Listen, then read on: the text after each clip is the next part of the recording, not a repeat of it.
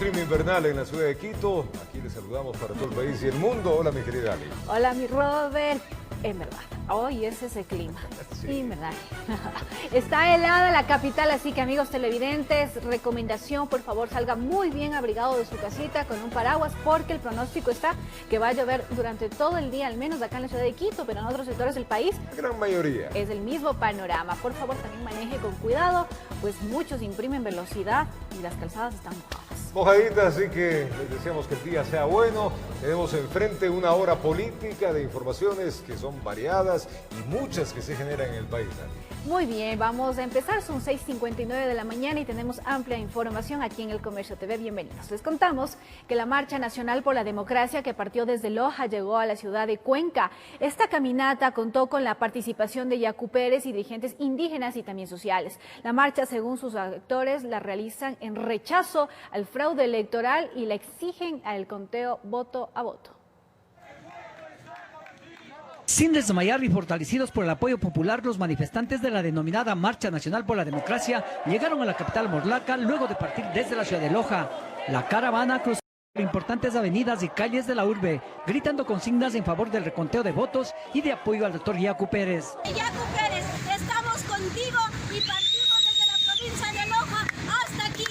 Sin mirar atrás y dispuestos a llegar a la capital del país para exigir el respeto al voto popular, la marcha, que poco a poco se va tornando numerosa, recibió la adhesión de sectores populares y ciudadanos que exigen al CNE transparencia en la decisión de los votantes. Ahora estoy con ustedes. Mis hermanos de la costa también están en las movilizaciones, así como estuvimos en el mes de octubre. Que las propuestas del movimiento indígena, que las propuestas del movimiento, de los movimientos sociales se hagan eco en la ciudad de Quito el día 23 de febrero.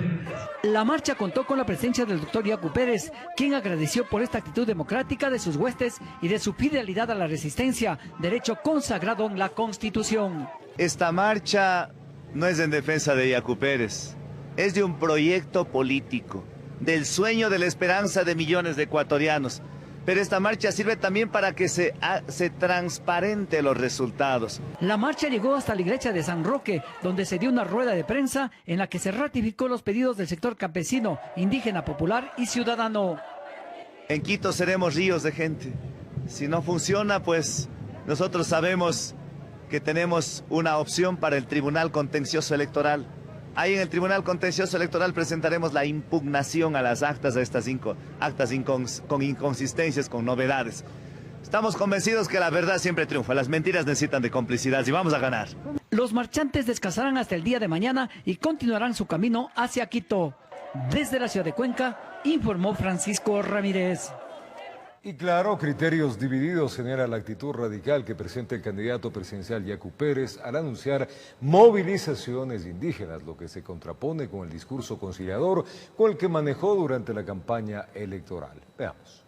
No nos vamos a rendir fácilmente. Atrás quedó el discurso conciliador que presentaba el candidato presidencial Yacu Pérez, que inclusive les llevó a alejarse de Leonidas Issa y Jaime Vargas, entre otras cosas, por las protestas violentas de octubre del 2019. Hoy Pérez se muestra radical. Y básicamente aquí tiene dos elementos. Uno es el reconteo, es decir, da por sentado que eso se tiene que hacer. Y en segundo lugar, rompe la posibilidad de una alianza con Guillermo Lasso. Fernando Carrión, docente universitario, tiene la certeza que el anuncio de movilización del sector indígena no le favorecerá a Pérez. Puede ser que se desgaste, como me parece que le puede ocurrir exactamente igual a Guillermo Lasso, porque nunca un conflicto de estas características ayuda a los contendientes, sino todo lo contrario. Entonces la gente empieza a deslindarse. Y aquí, obviamente, que habría pues un ganador nato, que sería el caso de Andrés Arauz. Hernán Reyes, también docente universitario, justifica esa nueva imagen que presenta el candidato de Pachacutic.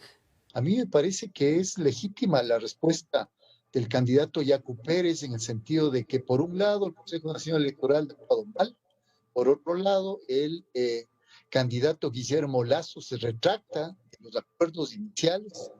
Y con estos dos elementos en juego, aparece ante la opinión pública que se estarían torciendo procedimientos. Reyes descarta que la postura de Pérez le pueda restar apoyo popular, que lo obtuvo el pasado 7 de este mes en las urnas. Hay sectores que han demostrado ya su racismo en el país, han demostrado su animadversión respecto al movimiento indígena, tal como sucedió en octubre del 2019. Por lo tanto, esta idea de que ahora va a perder apoyo el candidato Yacu Pérez, no creo que tenga ningún sustento. Que lo que puede ocurrir es que tengamos una segunda vuelta, no con 2 contendientes, sino con 3 contendientes. 2 que disputarán la presidencia de la República y el tercero que será Yacu Pérez, que estará ahí en la calle, que estará en los tribunales de justicia correspondientes, pues permanentemente discutiendo los resultados electorales. Informó Héctor Romero. Y los recursos electorales presentados por el candidato presidencial Yacu Pérez estarían mal canalizados, de acuerdo a los constitucionalistas Ismael Quintana y Santiago Galán, quienes exhortan se espere a la proclamación oficial de los resultados para que pasara a la fase de impugnación en el Consejo Nacional Electoral o bien recurso en el Tribunal Contencioso. El acuerdo de los presidenciables Guillermo Lasso y Yacu Pérez, que ha generado un embrollo jurídico, es porque desde un inicio estuvo mal concebido, advierte el constitucionalista Ismael Quintana. Lo que pasa es que ese acuerdo jamás tuvo un fundamento jurídico, eso hay que tener claro. Es decir, si el Consejo Nacional Electoral se decantaba por apoyar un acuerdo respecto de un recuento de votos en las formas en que proponía al menos el candidato Pérez Guartambel, ese era un acuerdo que implicaba sacrificar la aplicación irrestricta de la Ley Orgánica Electoral. Al parecer, el Consejo Nacional Electoral se esmeró en buscar una salida a la supuesta inconsistencia en las actas, omitiendo causales que establece la ley para demandar una verificación de las urnas o recuento de los votos. Quintana confirma que esto se puede dar cuando existe inconsistencia numérica en las actas por la falta de firma del presidente o secretario de la Junta Receptora del voto y por inconsistencia en el acta que se le entregó a la organización política y la computada por el Consejo Electoral. Además, ¿ante quién? No ante el Consejo Nacional Electoral, sino ante la Junta Provincial Electoral en el momento oportuno, es decir, cuando la Junta Provincial se instala en audiencia pública e inicia el escrutinio que recibe de manos de la Junta Receptora del voto respectiva. Eso no ocurrió. En este punto, la salida que da al máximo organismo electoral es la proclamación oficial de los resultados. Se abre la etapa de impugnaciones en el propio Consejo Electoral, es decir, en vía administrativa. Los sujetos políticos que se estimen perjudicados pueden interponer recursos administrativos o también ir ante el Tribunal Contencioso Electoral vía recurso subjetivo contencioso electoral. El constitucionalista Santiago Galán tiene la misma lectura, recordando que no se puede pasar por alto la proclamación oficial de los resultados. Entonces la gente debe entender que no es que se ha negado ningún tipo de reclamación, ni que tampoco se está sacramentando, y menos legalmente, la posibilidad o no de la existencia de un fraude. Tienen que entender que se reunieron 2 candidatos, pues llegaron a un aparente acuerdo. Pero un aparente acuerdo que tiene que pasar pues, por los filtros de legalidad y legitimidad. Galán pide precaución al organismo electoral para no darle fuerza al fantasma del fraude. Que venga el Consejo Nacional Electoral y diga, sí, mejor abramos nomás, hace que la gente presuma de que en realidad hay gato encerrado. Informó Héctor Romero.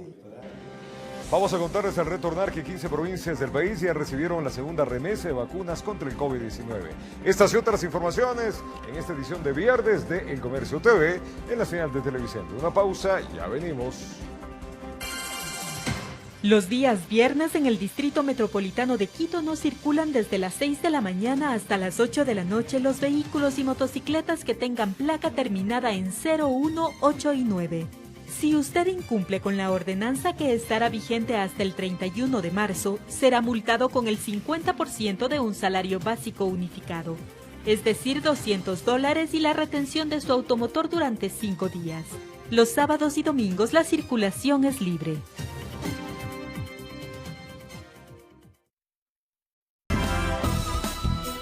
A esta hora llueve en algunas zonas de la ciudad de Quito, así que usted por favor tenga las precauciones del caso si va a salir. Tiempo de contarles que 15 provincias del país recibieron la segunda remesa de las vacunas contra el COVID-19. Según el Ministerio de Salud, los 9 territorios restantes tendrán la dosis en las siguientes semanas. Le contamos. El Hospital Docente de Calderón fue una de las primeras casas de salud en Quito, donde arribó parte del segundo cargamento de vacunas contra el COVID-19. Allí un grupo de profesionales fueron inoculados. Fabiola, enfermera del área de coronavirus, recibió la primera dosis. Aunque comentó sentir temor por algún tipo de reacción desfavorable que podría existir, decidió hacerlo para precautelar su vida, pues hasta el momento ha podido evitar contraer la enfermedad. Retirarse bien las prendas de protección, paso por paso, sin contaminarse, y usar cada rato alcohol y alcohol. Como ella, al menos una decena de profesionales de primera línea de esta casa de salud recibieron la vacuna. Algunos comentaron que la situación que se vive en los hospitales por la enfermedad es devastadora. En marzo del año pasado, nuestra epidemiología era adultos de más de 65 años. Ahora tenemos personas de 35 a 47 años en adelante, un poquito mal. La epidemiología sí está cambiando. Mientras para otros la vacuna representa lograr ver a sus familiares de quienes se han distanciado durante la pandemia por su estado de vulnerabilidad. Tengo familiares de la tercera edad que también son de riesgo. De acuerdo a información proporcionada por el Ministerio de Salud, este 17 de febrero llegaron al país 16.380 vacunas, que fueron distribuidas en 15 provincias. Los 9 territorios restantes se beneficiarán de las siguientes remesas. Información gubernamental establece que Ecuador tiene negociadas para el año 2021 18 millones de vacunas, las cuales cubrirían al 60% de la población, informó Sofía Vintimilla. La Alcaldía de Quito, el Lago Agrio y Cuenca son otros municipios que han pedido al gobierno central la autorización para poder comprar vacunas contra el COVID-19. Su preocupación es que las dosis que llegan al país no son suficientes para atender la demanda nacional. Fue el alcalde de Quito, Jorge Yunda, que este 18 de febrero insistió al gobierno nacional mediante un oficio le permite en el ámbito de sus competencias al GAD apoyar para la adquisición y distribución de vacunas para los ciudadanos de la capital de la República. Lejos de esta solicitud que se comprende necesita la respuesta del Ejecutivo, es el propio burgomaestre quien mediante un tuit reiteró lo señalado el pasado miércoles. Lo haremos con o sin autorización y asumiré todas las consecuencias, pero no permitiré que se dejen la infección a mi ciudad. Nosotros vamos a seguir intentando, con o sin autorización. Tenemos 20 millones de dólares para las vacunas de Quito. Si eso me va a hacer enfrentar nuevamente medidas o la cárcel, no tengo miedo. Regresando al oficio de este jueves, se explica que la alcaldía de Quito no descarta un incremento de casos de COVID-19 en la ciudad, relacionados con la dinámica de las festividades de Navidad y Año Nuevo. Al igual que Yunda, otros alcaldes también buscan comprar por su cuenta los medicamentos para inmunizar a sus poblaciones. Uno de los casos es el de Abraham Freire, alcalde del Cantón Lago Agrio. Nosotros creemos que estamos en condiciones de hacerlo, somos alrededor de unos 100.000 habitantes. Nosotros en primer momento quisiéramos al menos vacunar unas 50.000 personas, eso sí implicaría unas 50.000 vacunas. El oficio enviado por Freire con fecha 28 de enero todavía no es contestado por la Presidencia de la República ni el Ministerio de Salud. La preocupación de la autoridad local es que al ser un poblado pequeño, la vacunación de la mayoría de su gente tarde demasiado tiempo. Sí tememos, nos dejen al margen incluso de estas vacunas. En el primer paquete de vacunas que llegaron al país, extraoficialmente nosotros conocemos que llegaron básicamente 8 vacunas, alcanzarían para 4 personas. Para toda la provincia de Sucumbíos. Otra de las autoridades que se encuentra a la espera para que el Ministerio de Salud autorice que puedan comprar ellos mismos las vacunas contra el COVID-19 es el alcalde de Cuenca, Pedro Palacios. Yo sí insisto muy claro, una vacuna más en Cuenca es una vacuna menos en Loja, una vacuna más en Ambato es una vacuna menos en Machala. No podemos estar peleándonos por la escasez y peor aún hablar de este tipo de situaciones. Aquí lo que necesitamos es sumarnos para que vengan la mayor cantidad de vacunas. Dentro del pedido al gobierno para adquirir las vacunas contra el COVID-19 de manera independiente, confirmó el alcalde de Lago Agrio, se suma el consorcio de municipios amazónicos y Galápagos, Comaga. Informó Javier Rosero. Y el municipio de Guayaquil y también varios sectores, tanto empresariales como de salud, solicitaron al gobierno nacional la autorización para importar vacunas contra el COVID-19. El anuncio lo hizo la alcaldesa Cintia Viteri. Veamos. En el Salón de la Ciudad se hizo el anuncio por parte de las autoridades municipales. El pedido al gobierno de que la alcaldía, el gremio de empresarios, junta de beneficencia, clínicas privadas, en conjunto con el colegio de médicos, puedan importar la vacuna contra el COVID-19. Esto debido a la cifra de decesos por el coronavirus y que nuevamente está afectando al puerto principal. Creemos que la única alternativa que existe para poder frenar el número de muertes y frenar el número de casos graves en contagio es que el gobierno nacional le permita a un gobierno local traer las vacunas. La Municipalidad de Guayaquil en su petitorio aseguraba que no hay una ley que impida que los gobiernos seccionales hagan negociaciones para poder adquirir la vacuna ante una crisis de salud que dentro de poco cumplirá un año. Esta vacuna puede ser adquirida en cualquier laboratorio o en cualquier farmacéutico, en cualquier hospital, es decir, que podamos traer libremente las vacunas, controlando, eso sí, el precio y la calidad de las mismas. ¿A qué se compromete la empresa privada? Algo muy sencillo. Ellos le podrían poner la vacuna a sus trabajadores y el municipio, como gobierno local, se encargaría de los sectores más vulnerables en pobreza. Además de que hay que establecer cifras, la cantidad de las dosis que serían negociadas por parte de las autoridades seccionales y la postura que tendrían ante una negativa del gobierno. Bastaría que el gobierno central sea el que medie entre la compra de la empresa privada y la distribuidora. Claro que se puede, mientras el gobierno central esté de por medio. Aquí la facilidad, la decisión y la cobertura, el número de personas que podemos llegar, solo depende de un sí de este gobierno. Informó Julio César Saona. Y funcionarios de la Fiscalía General del Estado serían vacunados contra el COVID-19. La solicitud la presentó la titular de la entidad, Diana Salazar, al Ministerio de Salud. Según la Fiscalía, al momento existen 10 muertos y 568 casos positivos en la institución.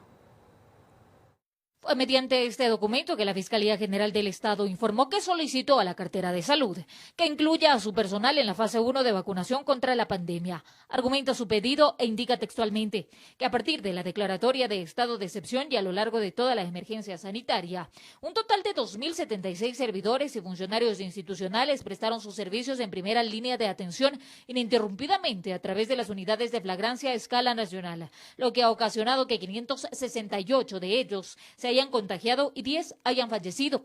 Además, el documento añade, por ello y en vista de que el gobierno nacional anunció un plan de vacunación que priorizaría a la población vulnerable, la Fiscalía General del Estado cuenta con 321 funcionarios en esa categoría y servidores públicos de primera línea. Vacunación que se realizaría en la fase en la que consta personal de Fuerzas Armadas, Salud, Educación, entre otros. Solicitud que habría sido aceptada por el Ministerio de Salud. Así lo demuestra este comunicado interno de Fiscalía. Por su parte, Daniel Simancas, investigador en epidemiología, cuestiona el pedido y afirma que se debe priorizar a quienes se encuentran en primera línea. Sí, los profesionales de la salud tienen una prioridad más alta porque trabajan directamente con las secreciones de los pacientes, en contacto con los pacientes, y la Fiscalía debería considerar que todavía no se ha inmunizado, no se ha vacunado a todo el personal de salud, que son 120,000 profesionales, se requerirían alrededor de 250, 300,000 dosis. Pues sostiene que al no tener mayor conocimiento sobre el plan de vacunación, que por cierto, del que no se conocen mayores detalles, se debería priorizar otros sectores, dice. Mayor celeridad en vacunar a personas, adultos mayores con comorbilidades, pacientes con cáncer, pacientes o personas que viven en sectores rurales marginales que no tienen acceso a equipos de protección. De su lado, la fiscal Diana Salazar indicó que solo accederá a la vacuna una vez que la totalidad de funcionarios de la institución haya sido inoculada.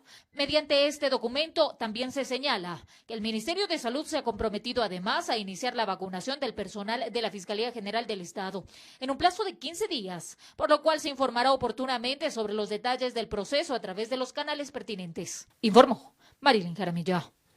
El presidente de la Corte de Justicia de Pichincha ratificó que el alcalde de Quito, Jorge Yunda, debe usar grillete electrónico.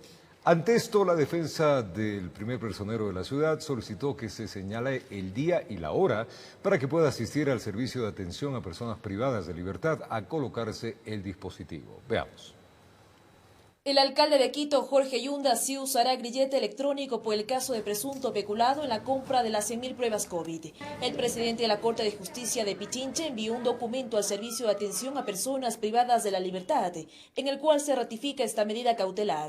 Así lo confirmó Edmundo Moncayo. De manera expresa, el señor fiscal provincial nos ha traído el documento en el que se notifica la colocación del dispositivo electrónico a 4 personas que se encuentran en dicha resolución. Mientras que la defensa del alcalde, mediante un comunicado, solicita que se señale día y hora para que pueda asistir al SNAI y ponerse el dispositivo. El documento firmado por Juan Pablo Albán hace referencia a que en la audiencia de vinculación se dispuso esa medida cautelar sin explicarlo en el anuncio oral. Esto sería lo que habría generado confusión. Días antes, el alcalde se pronunció sobre el tema. Por salvar decenas de miles de vidas en la ciudad, tengo que ponerme grillete o enfrentar la cárcel. No me da miedo. Mi vocación de médico será siempre defender la vida. También se notificó al Servicio de Atención a Personas Privadas de la Libertad con las medidas de grillete y prisión preventiva, dictadas para otros procesados quienes tendrán 24 horas para presentarse. El alcalde ratificó que seguirá en funciones y es la segunda autoridad pública dentro de la provincia que usará grillete. Paola Pavón, la prefecta de Pichincha, usó el dispositivo por supuesta rebelión en octubre. Informó Priscila Cadena. Y desde el COE Nacional se pide a los diferentes municipios del país que evalúen las restricciones en los espacios públicos tras las aglomeraciones generadas en el feriado y en la jornada electoral. Aseguran que si las olas del feriado y elecciones se juntan, las consecuencias serían fatales. Playas abarrotadas, fiestas clandestinas, festejos y hasta un concurrido concierto sin ningún tipo de medidas de bioseguridad fue lo que dejó el feriado de carnaval en el país. Indisciplina que obviamente tendrá consecuencias, señala el presidente del COE Nacional, Juan Zapata, para quien la preocupación crece, pues ya veníamos de otro evento que también generó aglomeraciones, como las elecciones del pasado 7 de febrero. Y lo que nos dicen los expertos es que ojalá las dos olas no se junten, porque ahí sí los resultados serían mucho más catastróficos. Consecuencias que se podrán conocer en un par de semanas. Mientras tanto, queda la interrogante de algunos. ¿Se pudo haber hecho algo para evitar tal indisciplina? Muchos sectores que nos pidieron que suspendamos el feriado. No lo podemos hacer, porque el COE Nacional no puede irse contra una ley que esté en firme, aprobada por la Asamblea, que es la ley de feriados. Mucha gente nos decía por qué no suspendieron las elecciones, porque la Constitución y el Código de la Democracia nos exigen apoyar este proceso. En este marco, Zapata asegura que como COE Nacional han tomado las medidas que han podido y las cuales se las ha permitido su competencia. Suspender los planes pilotos del sistema educativo en todos los niveles, suspender el teletrabajo y pasarlo hasta un nuevo análisis el 28 de febrero, mantener suspendidos los eventos públicos masivos porque esos requieren autorización de las intendencias. De allí para adelante indica que le correspondía actuar a cada uno de los gobiernos autónomos descentralizados. La regulación de los espacios públicos, ahí están las playas. Los horarios y los aforos de tanto espacios públicos como sistema comercial, competencia de los GATS. El consumo de bebidas alcohólicas en el espacio público es competencia de los GATS. El exhorto para la toma de medidas fue dado. Lamentablemente poco o nada se hizo por autoridades locales. En vez de desmotivar para que tengamos flujos pequeños, pues motivaron a que estos eventos se den. Sin embargo, resalta que hubo también quienes sí las acogieron y ahí los resultados. Como por ejemplo Ambato, Guaranda, Chimborazo, han tomado decisiones adecuadas, Cuenca, que han permitido inclusive en los balances no tener situaciones negativas. Cada uno de los COEs cantonales deberán realizar un balance del feriado y tomar los correctivos para el feriado de Semana Santa. En Quito informó Adriana Rojas. Y un ejemplo de esto es en Guayaquil. Allá una fiesta clandestina, 380 piscinas desarmadas y 10 locales clausurados fue el resultado de los operativos realizados durante el pasado feriado de carnaval. Autoridades municipales informaron sobre las sanciones que se aplicarán por el uso ilegal del agua potable, que también fue en exceso. Veamos. Habían cerca de 100 personas y los organizadores no eran ecuatorianos. Sucedió en el centro de Guayaquil. Carnaval era más importante que la salud pública e incluso la vida. Una que ocasionaron ciudadanos venezolanos en un número que sobrepasa las 200 personas. También desarmaron 380 piscinas y clausuraron 10 locales comerciales. Más bien encontramos rechazo, insultos, agresiones, vehículos averiados de la Municipalidad de Guayaquil, y van a ser sancionados estos pocos ciudadanos. Al menos 10 domicilios notificados por las piscinas, pero el uso ilegal de agua potable también encendió el foco. Cerca de 300 millones de litros de agua desperdiciados en la ciudad de Guayaquil, lo que genera no solamente una pérdida económica, sino también un perjuicio a muchos ciudadanos que se quedaron sin agua por el exceso de consumo en las partes bajas. La multa impuesta a los locales comerciales que hayan incumplido la ordenanza municipal puede llegar hasta los $1.800. En el caso de Interagua, se calcula ese valor en función de la afectación a la infraestructura e incluso el volumen de agua consumido de manera ilegal. Porque si hay un daño en medidor, tiene un costo, obviamente que tiene que ser recuperado por quien causó el daño. Lo mismo si hay un daño en guía. Otros espacios que fueron el epicentro del desorden, apostilló el abogado Narváez, estuvieron a cargo de la Policía Nacional y en el COE solo esperan el informe. Informó Jorge Escobar. El Hospital IES Quito Sur presenta un incremento progresivo de atenciones en estos días por casos de COVID-19. Según las autoridades de la Casa de Salud, la demanda sería por eventos masivos. 49 personas están a la espera de una cama en cuidados intensivos. En las carpas de triaje del Hospital IES Quito Sur no hay descanso. Diariamente llegan personas con síntomas respiratorios asociados al COVID-19. Buscan realizarse una prueba PCR para confirmar o descartar un contagio. Mi mamá dio positiva a coronavirus, entonces me mandaron a hacer la prueba, más que me mandaron del trabajo al IES, que me haga la prueba, ya ver qué pasa. La dinámica de la enfermedad ha ido variando. En nuestro recorrido constatamos la presencia de más jóvenes que se acercan a las unidades de triaje. Estuve en exposición con una persona que ahorita está internada y estuve con mucha fiebre, malestar de la garganta, picazón, toda la congestión nasal. En estos últimos días, esta Casa de Salud presenta un incremento progresivo de atenciones por la enfermedad. Según el gerente del hospital, Álvaro Gaibor, se preparan para un repunte de casos por dos factores. Y lamentablemente, tras este proceso electoral y este feriado que acabamos de salir, esperamos un repunte de casos de pacientes que requieran una mayor estancia hospitalaria. Actualmente el hospital se encuentra en un 98% de su capacidad.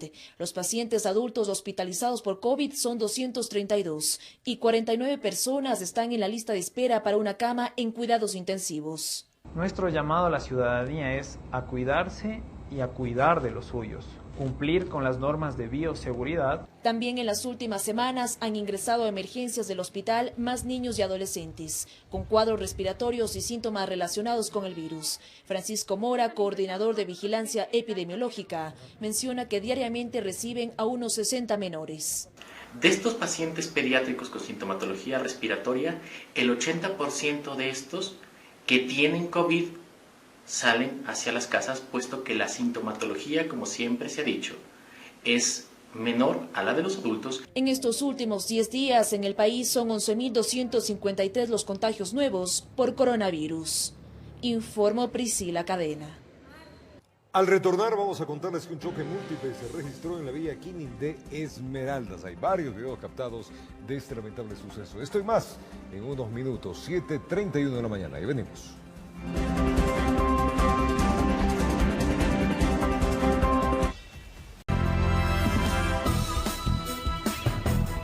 Y seguimos informándoles, un choque múltiple se registró en la vía Quinindé Esmeraldas. Videos captados como un vehículo pierde pista y se impacta de frente con dos camiones y un bus y hay un fallecido. Miremos.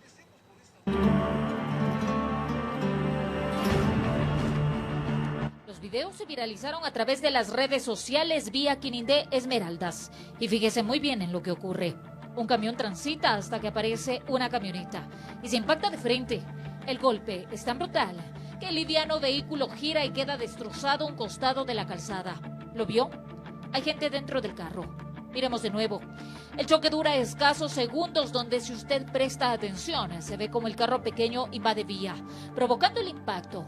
¿Pero qué pasó antes? Desde otra cámara de seguridad se ve esto. La camioneta primero choca con este camión, roza un bus para estrellarse finalmente con el vehículo pesado. Producto de este siniestro, se registró un fallecido. Resulta una persona fallecida, el conductor de la camioneta, y resulta herido 3 personas, el acompañante de la camioneta, el conductor del camión con el que primero se estrella, igualmente fue llevado al hospital Pujón y la del cantón Quindé. Igualmente resulta otra persona herida, justamente el conductor del otro camión de marca Hino. Los conductores de los otros 3 carros se encuentran detenidos, al igual que los vehículos, hasta que avancen las investigaciones. Se trata de un choque múltiple donde las causas aún se están investigando, pero no se descarta que quizá la lluvia haya sido un factor determinante. Se observa el video donde la camioneta, posiblemente en exceso de velocidad, por la lluvia que estaba en ese momento, la lluvia estaba bastante intensa. No se sabe si el conductor tal vez se durmió o tal vez tuvo efectos de alcohol, no se sabe las causas. Igualmente en los protocolos de autopsia, en las pericias que se realizan los vehículos, a determinar las causas del accidente. Y es que la impactante colisión dura escasos segundos, instante donde las víctimas fueron ayudadas por los vecinos de la zona en medio de la desesperación por la tragedia. Informó Marilyn Jaramillo. Y 2 sujetos que registraban antecedentes penales por delitos como robo fueron asesinados al estilo sicariato en el cantón Machala, en la provincia del Oro. Las víctimas fueron emboscadas por sus verdugos mientras se movilizaban en una moto. Los cuerpos fueron recuperados desde un canal de agua donde cayeron al tratar de huir. Los cuerpos de Nelson Isaías Cusco Torres y Carlos Patricio Mesías Conforme fueron recuperados desde el fondo de las aguas de este canal denominado El Macho. Según testigos, las víctimas cayeron al estero en su desesperación por tratar de huir de sus verdugos. Los cuerpos fueron sacados del agua, del canal, la moto también fue sacada. Cuando nosotros llegamos ya a la escena, los primeros policías que llegaron al lugar ya encontraron la moto sacada, los cuerpos también estaban fuera del agua, entonces podemos determinar, eso es lo que estamos analizando este momento. El suceso se registró la noche del jueves en la vía Limón, cerca al barrio 16 de octubre, al noroeste de la ciudad de Machala. Según testigos, los fallecidos se movilizaban en una moto y en este punto fueron interceptados por 2 sujetos quienes también iban a bordo de una moto. El copiloto, quien empuñaba un arma de grueso calibre, procedió a dispararles. Dicen por aquí las personas que han visto que lo han cerrado 2 más, que son unos choneros, unos cabezones, yo no sé cuáles serán, pero que esos son los que con metralleta lo han matado a mi hijo. En el lugar se vivieron escenas de dolor por parte de familiares de las víctimas. Agentes de la DINASED indagaban a los testigos en busca de información, mientras el personal de criminalística recogía indicios en la escena del crimen. Tenemos 6 indicios balísticos en que encontramos en el lugar. Aparte de la motocicleta, y vuelvo y repito, los cadáveres están siendo analizados en nuestro centro forense y una vez que determinemos a través de nuestro informe de inspección ocular técnica informaremos a la autoridad competente. El familiar de uno de los fallecidos denunció a una mujer quien podría ser la responsable del asesinato de su hijo. Pero sí digo que ella lo mandó a matar porque siempre me lo amenazaba y yo tengo capturas y tengo los papeles donde ella me lo mandaba siempre amenazando que lo iba a matar. Por eso es que yo lo digo. Los muertos registraban antecedentes penales por delitos como robo. Se presume que la muerte sería por ajuste de cuentas, informó Richard Ceballos. Y en el sector de La Pulida, en el norte de la ciudad de Quito, una riña entre amigos y conocidos dejó una persona fallecida. La policía intervino en un lote privado que estaba en poder de personas indigentes. Veamos. En ocasiones lo que empieza como una reunión de camaradería donde no puede faltar el licor no siempre termina de la mejor manera, más cuando la calle es el escenario escogido. En medio de los festejos aparecen los resentimientos, rencillas pendientes que al calor de los tragos se complican. Eso sería lo que pasó en el sector de La Pulida, donde un hombre de más o menos 35 años de edad perdió la vida en medio de una riña. El licor sigue causando mucho daño, el licor artesanal, la irresponsabilidad mismo de la gente que vende en ese sector. El agresor lo habría cortado varias veces con un arma blanca, las lesiones fueron mortales, el cuerpo quedó tendido entre la maleza y basura en un terreno que era ocupado por personas indigentes, no solo para descansar, sino para otras actividades generadoras de inseguridad. Donde no podían estar gente en el lugar. Lamentablemente gente indigente se posesiona de ese lugar, en el cual arman una especie de bohíos para poder pernoctar. Elementos de la policía realizaron una intervención urgente en el espacio privado e invadido, así como en sus alrededores. Encontraron colchones, cobijas y una variedad de artículos usados que fueron quemados y destruidos. Se los sacaba y nuevamente volvían la gente indigente. La venta de licor artesanal, o mejor conocido como huanchaca, es el común denominador. A pesar de los operativos de control, los consumidores saben dónde lo ofertan de manera clandestina y la comercialización es un secreto a voces. El supuesto responsable del asesinato está identificado. Los amigos de copas lo delataron. La policía lo busca. Tenemos indicios de quién pudo haber sido el causante. Una vez más, el licor y el uso de arma blanca son factores que aparecen en las muertes callejeras. En Quito informó Iván Casamen. Y se suspendió la audiencia de formulación de cargos en contra del presunto responsable de la muerte de un ciclista atropellado en la vía San Borondón el año pasado. Familiares piden celeridad en el caso. Para las 10 de la mañana de este jueves 18 de febrero estaba prevista una audiencia de formulación de cargos en contra de Cristian A., sospechoso de haber sido el responsable de atropellar al ciclista Santiago Jaramillo el pasado 17 de agosto de 2020 en la vía a San Borondón, hecho que derivó en la muerte del deportista. La diligencia no se realizó por cuanto el abogado de la parte sospechosa que se iba a procesar presentó un escrito que estaba enfermo con COVID. A la sala de audiencias del Cantón San Borondón acudió un representante del abogado del sospechoso para justificar la inasistencia, pero prefirió no dar declaraciones a la prensa. De hecho, según familiares del ciclista, el acusado ya había admitido su responsabilidad en el accidente por medio de un escrito dirigido a la Fiscalía. Sin embargo, las autoridades aseguran que se necesita llevar a cabo la audiencia para continuar con el proceso, que podría derivar en una pena de hasta 5 años de prisión. Además de la aceptación de culpa, hay otras pruebas que involucran al acusado. Tenemos en primer lugar el parte policial, tenemos los informes investigativos, tenemos las cámaras de todas las ciudadelas de alrededor, las cámaras a donde fue a dejar la camioneta el señor para tratar de ocultar el hecho, el informe de reconstrucción de los hechos, todas y cada una de las pericias que concluyen que él es el conductor y efectivamente que concluyen que fue un choque por alcance en este accidente. Según el fiscal, se espera que dentro de 15 días más se reinstale la audiencia de formulación de cargos. Ya son 3 veces en las que se lo ha llamado y no ha presentado, en la que él alega que está presto a ayudar a la justicia, pero no está prestando nada. Entonces, obviamente nosotros como familia nos sentimos indignados porque sentimos que están jugando con nosotros. Él estuvo con COVID, me parece que fue la primera o la segunda semana, la primera semana de febrero.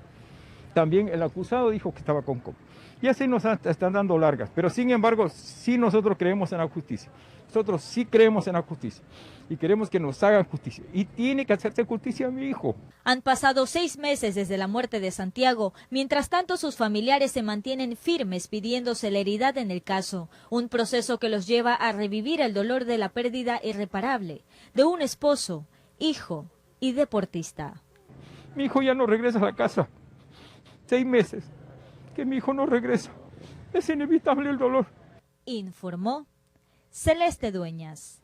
Al retornar vamos a contarles que la Organización Mundial de la Salud inició una campaña de vacunación contra el ébola allá en la República Democrática del Congo y Guinea debido a la alta probabilidad de una nueva epidemia de esta enfermedad. Esto y más al retornar. Ya venimos.